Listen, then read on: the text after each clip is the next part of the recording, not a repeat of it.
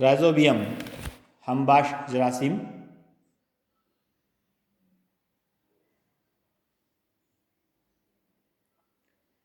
जड़ की गांठों में रहने वाले राइजोबियम इन पौधों को नाइट्रेट्स, नाइट्राइट्स और अमाइनो एसिड मुहैया करते हैं।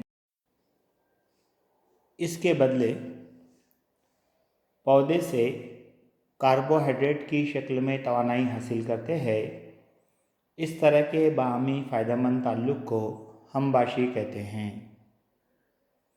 राइजोबियम हवा की नाइट्रोजन से नाइट्रोजनी मुरक्कबात बनाते हैं, लेकिन नाइट्रोजन के तय्युन के लिए उन्हें मटर, सोयाबीन, सीम और दूसरी दालों और फलीदार पौधों के मेज़बान के तौर पर ज़रूरत होती है।